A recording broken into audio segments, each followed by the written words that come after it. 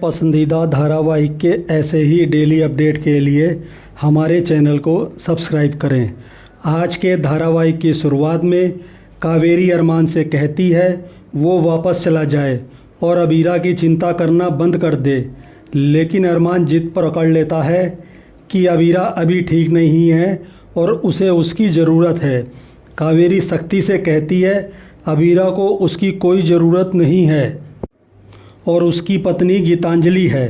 कावेरी कहती है अबीरा धीरे धीरे ठीक हो रही थी, लेकिन वो तुम्हारे साथ गीतांजलि को देखेगी तो उसके जख्म फिर से हरे हो जाएंगे। कावेरी उसे हाथ जोड़कर कहती है तुम गीतांजलि को लेकर चले जाओ और अबीरा को जीने दो। इधर अबीरा अरमान और गीतांजलि को साथ देकर दुखी होती है। अबीरा खुद को समझाती है कि उसका अरमान के साथ कोई भविष्य नहीं है। अबीरा का दिल टूट जाता है और वह रोने लगती है। दूसरी तरफ गीतांजलि भी दुखी होती है। अरमान भी अबीरा के साथ बिताए खूबसूरत पल याद करता है।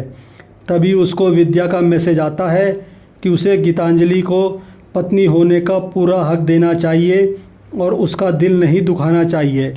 इधर गीतांजलि के दिल में डर बैठ जाता है कि कहीं अरमान और अबीरा के बीच कोई रिश्ता तो बाकी नहीं है। वह अरमान का इंतज़ार करती है। गीतांजलि गुस्से में कमरे की चाबी फेंकती है। तभी अरमान चाबी को पकड़ लेता है। अरमान गीतांजलि से कहता है हम यहाँ नहीं रुक सकते, क्योंकि यहाँ रहना तुम्हारे लिए और अबीरा के लिए नाइंसाफ़ी होगी।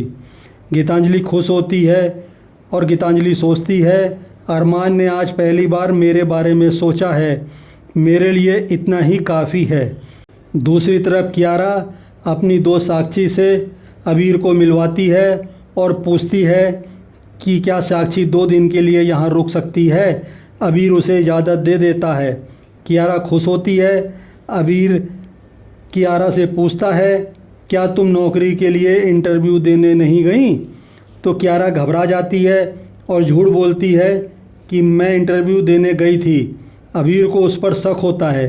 कियारा बहाना बनाकर वहाँ से चली जाती है। अबीर साक्षी से कहता है अगर किसी चीज़ की ज़रूरत हो तो बता देना। साक्षी कहती है आपका घर तो इतना बड़ा है, फिर आपने सिर्फ मुझे और कियारा को ही पीजी क्यों रखा है?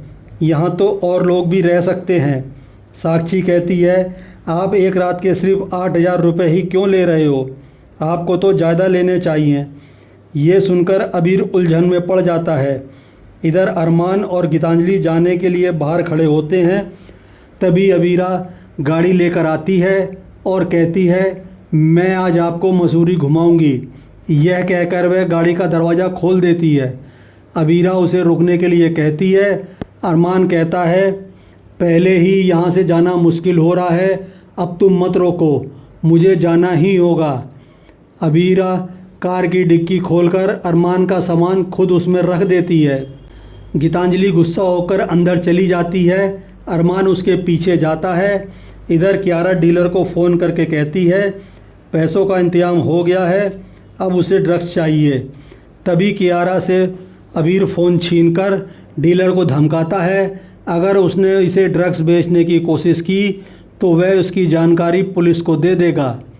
अबीर गुस्से में कियारा से कहता है तुम्हारा नशा छुड़ाने के लिए तुम्हें इस घर में लेकर आया था, लेकिन तुमने तो मेरे घर को ही नशे का अड्डा बना दिया। कियारा गुस्से में कहती है सिर्फ कहना ही आसान होता है, नशा छोड़ना आसान नहीं है। कियारा कहती है मेरा पीछा क्यों नहीं छोड़ देते? अबीर गुस्से में कहता है तुम्हें जाना है तो जाओ, अब मैं तुम्हें नहीं रोकूंगा।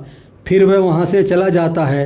अरमान गीतांजलि से चलने को कहता है तो गीतांजलि कहती है अब हम यहीं पर हनीमून मनाएंगे।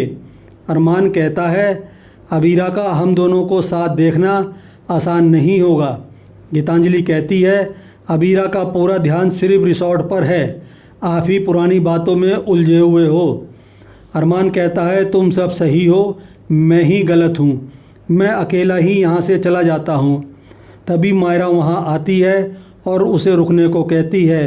अरमान रुकने का फैसला करता है और इसी के साथ आज का धारावाहिक समाप्त हो जाता है।